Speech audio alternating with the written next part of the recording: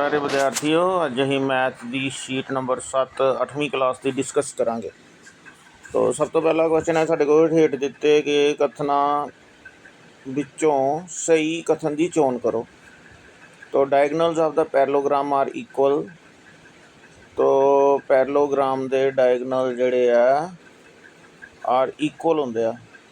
Diagonals of the rectangle bisect each other at 90 degree.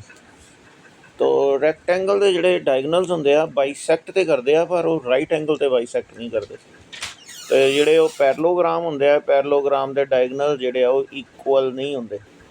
यह भी गलत है। समबलम चतुर्भुज दी भुजावां बराबर होंदियां। All sides of the trapezium are equal.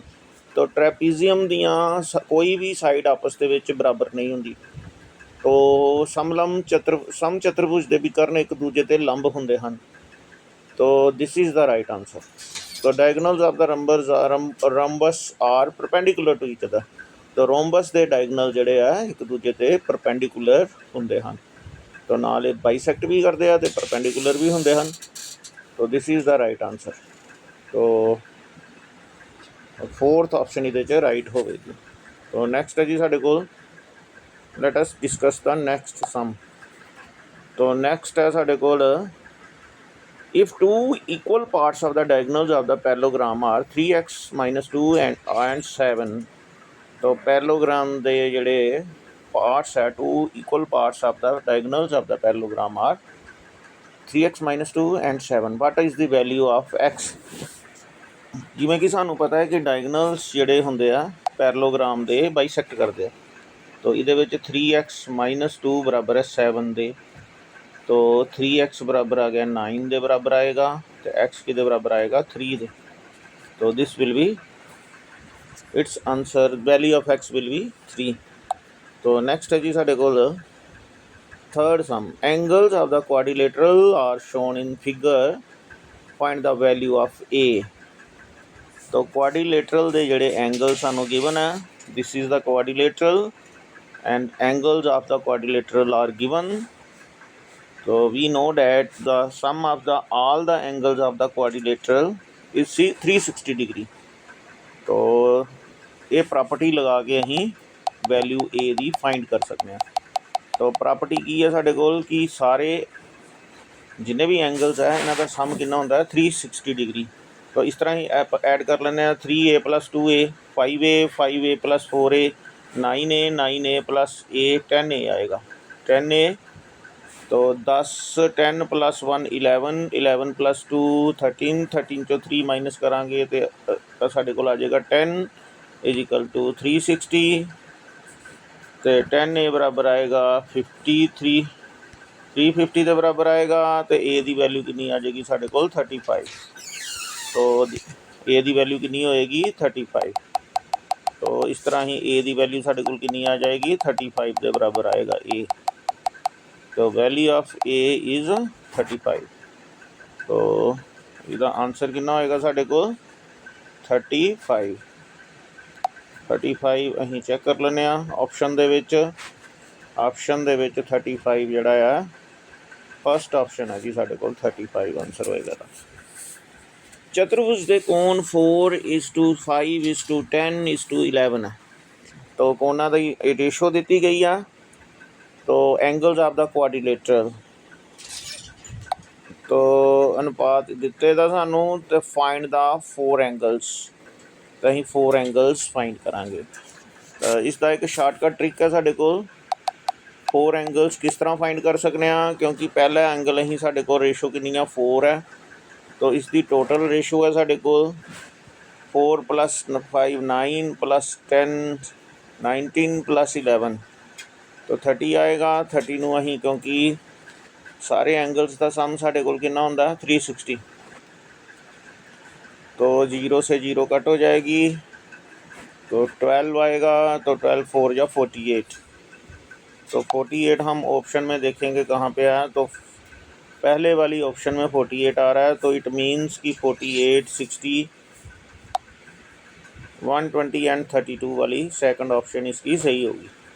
तो फिफ्थ है ABCD is a parallelogram in which A is equal to 7x, B is equal to 110, C is equal to 70, D is equal to 11, x, D is equal to 11.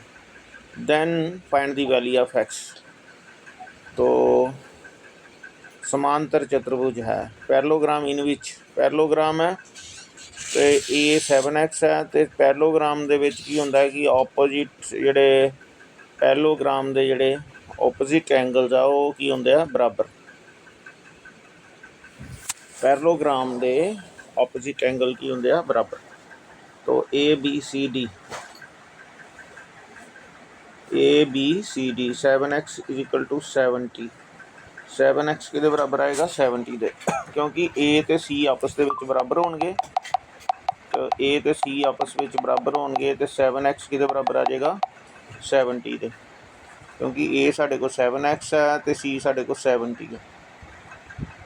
तो AX किहदे बराबर आ जाएगा 10 दे बराबर आएगा। तो what will be the value of x is equal to value of x will be 10। तो 10 is the right answer होगा। 10 is the answer होगा। तो नैक्सट है जी साढ़े को 6th सम। तो which of the following are the angles of the quadrilateral. तो क्वाड्रिलेटरल दे कोण ਹਨ तो जिमें कि सानू पता है कि क्वाड्रिलेटरल दे कोण ਦਾ जोड़ 360 ਹੁੰਦਾ। ਇਹਦੇ ਵਿੱਚ एंगल सम प्रॉपर्टी ਅਸੀਂ लैके देखा, क्योंकि पहले दे विच आ रहा 240 बन रहा इन्हां दा जोड़, तो दूजे विच 165 और 85 कितना आ जाएगा 165 और 85 आपका आएगा 165 प्लस 85, तो ये आपका आएगा 250 और 90 340 आ रहा है। तो थर्ड वाला देखते हैं। थर्ड वाले में आ रहा है 175 और 75 150 हो जाएगा और 100 250 और 110, ये थर्ड वाला होगा 250 और 110। ये थर्ड ऑप्शन में इसका 360 आ रहा है, तो ये वाली इसका राइट आंसर होगा। 4 एंगल का सम कितना आ रहा है 360। तो नेक्स्ट है हमारे पास 7th चतुर्भुज के कोण इस अनुपात में the difference between the largest and the smallest angle. तो हमारे पास है लार्जेस्ट एंगल है हमारे पास 4 वाली रेशो में,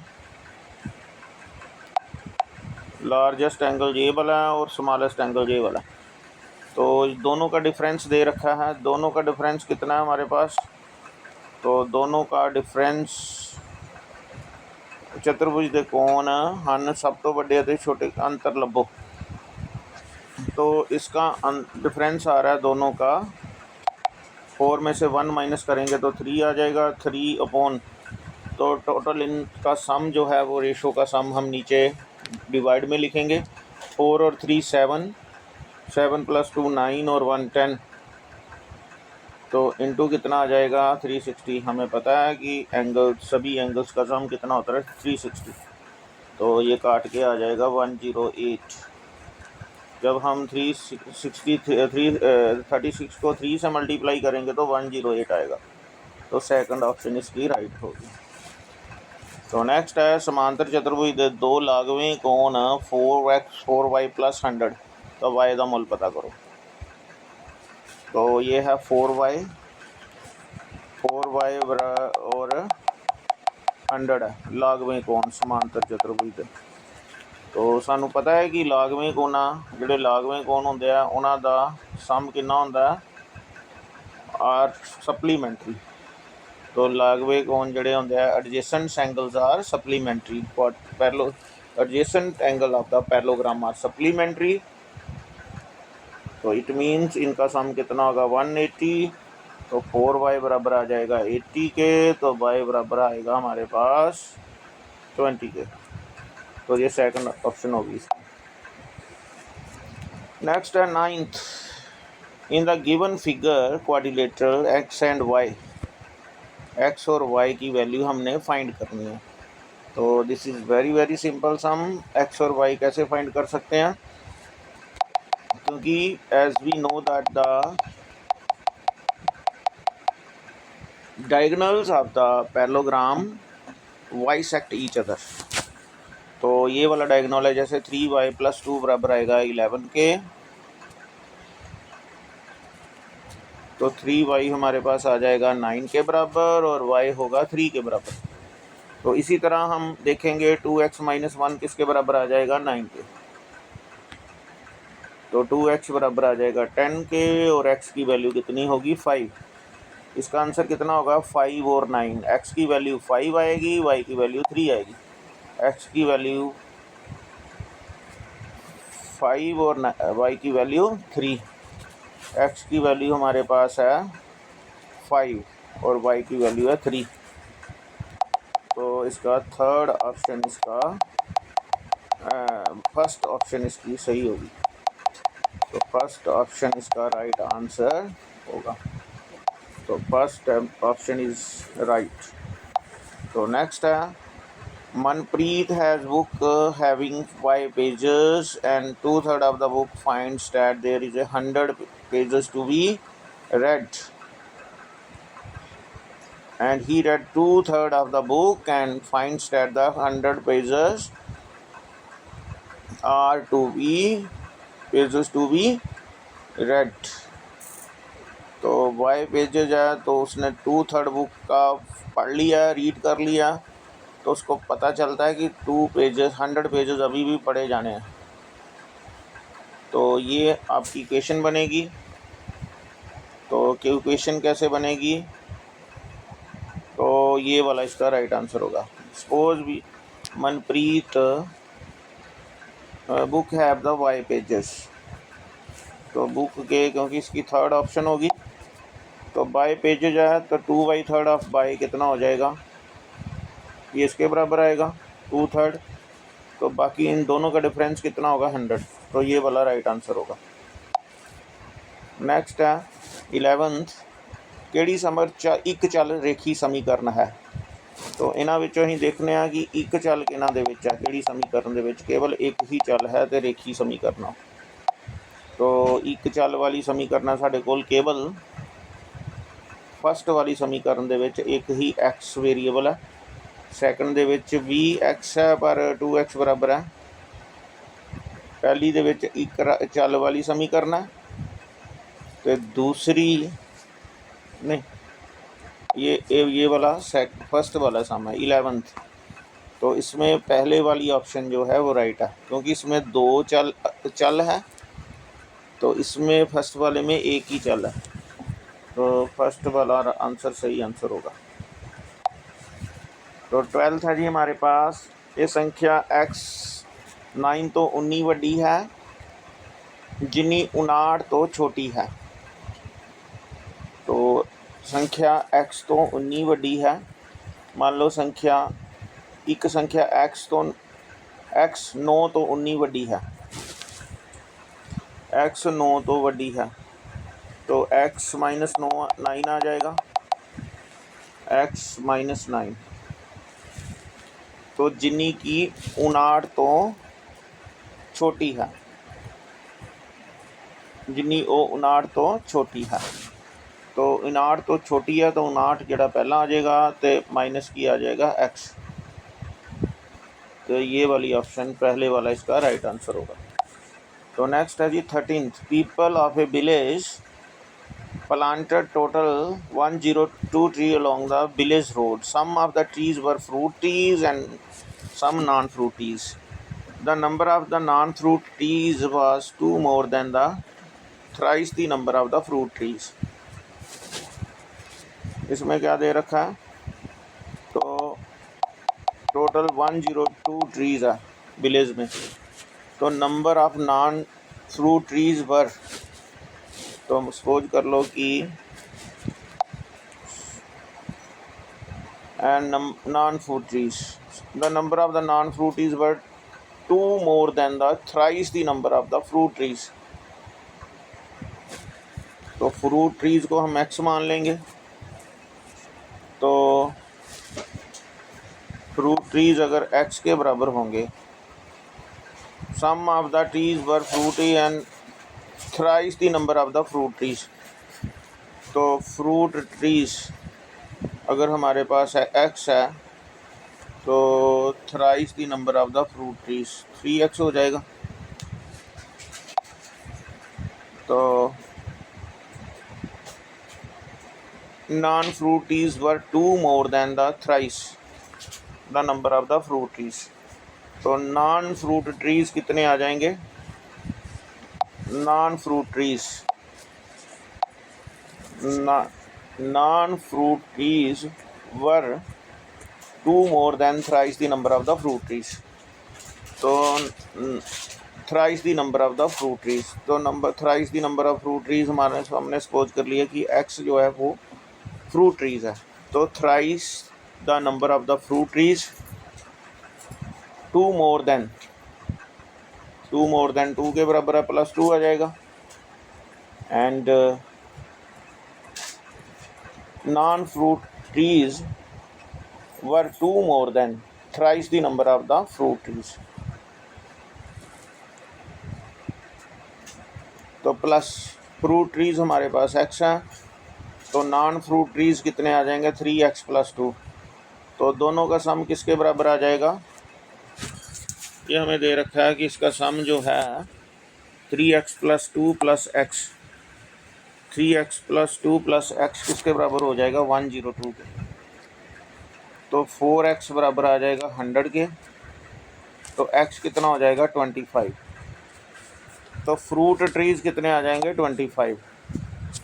तो ये वाला इसका 25 इसका राइट आंसर होगा। तो find the number of the non fruit trees. तो हमने क्या निकालना है? Non fruit tree. तो ये तो हमने निकाल दिया फ्रूट ट्रीज। तो नॉन फ्रूट ट्रीज कितना आ जाएगा? 3x + 2। ये नॉन फ्रूट ट्रीज हैं, तो x की वैल्यू आ जाएगी हमारे पास 25, ये 75 आ जाएगा। 75 + 2 = 77। तो नॉन फ्रूट ट्रीज कितने आ जाएंगे? 77। तो इसका आंसर क्या होगा? 77। तो नेक्स्ट है जी हमारे पास 14th sum. On subtracting 5 from the thrice of the number, you will get same number when you haven't subtracted from the thrice of the number. What is the number? On subtracting 5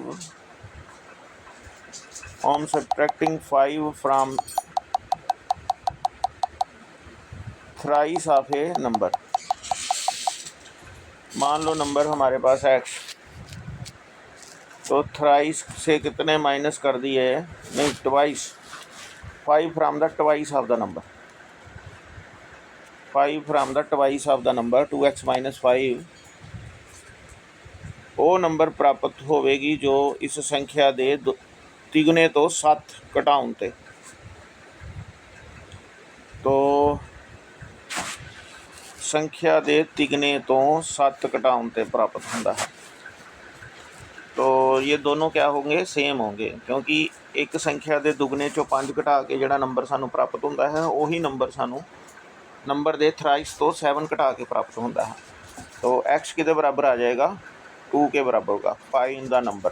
तो x की value कितनी आ जाएगी? 2। तो next है last some.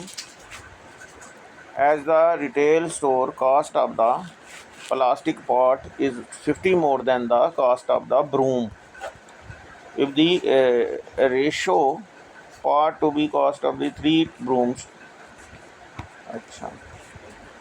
if the ratio of the cost of 2 brooms of 2 pots to the cost of the 3 brooms,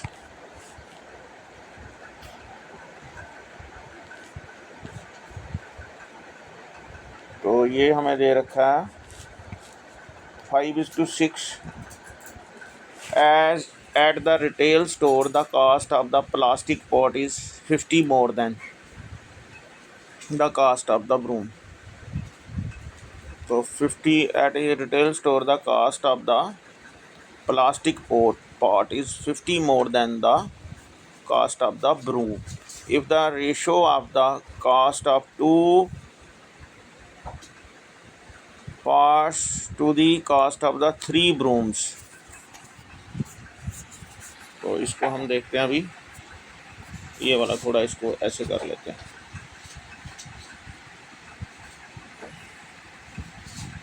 ये वाला ऐसे करके देखते हैं। तो retail store cost of the plastic pot is 50 more than the cost of the broom. तो pot की कीमत जो है वो ब्रूम की कीमत से 50 मोर है। तो पॉट की कीमत हमने सपोज कर ली x, तो उसकी कीमत कितनी आ जाएगी 3x x + 50। तो ब्रूम जो पॉट की कीमत होगी हमने सपोज कर लिया cost of the plastic pot 50 more than the cost of the broom. तो ये हमारे पास रेशो आ जाएगी, ये ब्रूम ऊपर वाला तो ये नीचे आ जाएगा आपका पॉट की रेशो। तो if the ratio of the cost of the 2 pots to the cost of the 3 brooms, तो ये 2 पॉट्स और 3 ब्रूम्स की रेशो कितनी हो गई हमारे पास 5:6।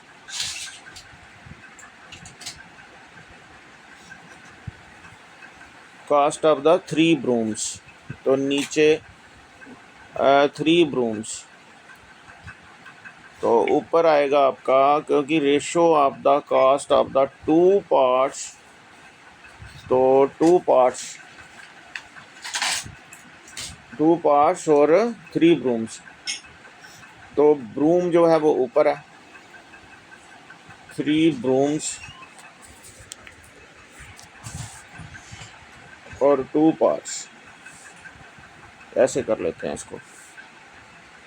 If the ratio of the cost of the parts of the ratio of the brooms, ratio of the 2 parts, तो पार्ट की कीमत हमारे पास क्या है, पार्ट की कीमत हमने सपोज की थी, ब्रूम की कीमत हमने सपोज की थी x, और पार्ट की कीमत थी हमारे पास, रेशो थी शुरू में इसकी x + 50, क्योंकि वो जो पार्ट की कीमत थी वो x + 50 थी। तो इसमें क्या है कि ratio of the cost of the 2 parts, तो पार्ट क्योंकि हमारे पास नीचे है, ratio of the cost of the 2 parts, part की कीमत क्योंकि ज़्यादा है, तो 3 ब्रूम्स हैं, तो 3 ब्रूम्स जो है वो ऊपर आएगा। तो ब्रूम की कीमत हमने क्योंकि x सपोज करके रखी हुई है, तो इसको ऐसे काट दो, 2 3 जा 6, तो 3x 9x बराबर आ जाएगा हमारे पास 5 बराबर 5x + 250, तो 4x बराबर आ जाएगा 250 के। तो what is the cost of the part, तो पार्ट की हमने कीमत निकालनी है, तो x बराबर आ जाएगा हमारे पास, x की कीमत आएगी x क्योंकि कास्ट ऑफ द पार्ट, तो if the ratio of the cost of the 2 parts, क्योंकि 2 पार्ट्स ये ऊपर आएगा इसका, चलो इसको दोबारा देख लेते हैं। 2 पार्ट्स का मतलब इसका रेसिप्रोकल करना था, इक्वेशन थोड़ी हमने गलत लिख दिया है, इसको ऊपर करके लिखेंगे। 2 पार्ट्स का मतलब क्या होगा, 2 time x + 50 divided by thrice of x, तो 3 ब्रूम है, 3 ब्रूम इज इक्वल टू 5/6 ऐसे होगा ये, तो 3 2 जा 6, तो ये आ जाएगा आप हमारे पास 4x + 200, क्योंकि 52 जा 100 होगा, तो ये 2 से मल्टीप्लाई करेंगे 200 आ जाएगा इक्वल टू 5x, तो x किसके बराबर आ जाएगा 200 के, तो 200 कास्ट ऑफ द पार्ट, तो पार्ट की कीमत कितनी होगी, क्योंकि ये ब्रूम की कीमत निकली है, तो पार्ट की कीमत इसमें 50 प्लस कर देंगे, तो 250 इसका आंसर आएगा, तो 250 इसका आंसर होगा कास्ट ऑफ द पार्ट। तो 2x + 100, तो ये आ जाएगा 4x + 200 is equal to 5x। तो x की कीमत कितनी हो जाएगी 200, और जो ब्रूम पॉट की कीमत है क्योंकि वो 50 ज़्यादा है तो 200 + 50 होगा तो 250 आ जाएगा। तो ये थे हमारे पास मैथ के 8th क्लास की जो 7th शीट है उसका मैथ का सॉल्यूशन। तो आई होप कि ये वीडियो आपको अच्छी लगी होगी। Thanks for watching the video. Have a nice day. Thank you for watching.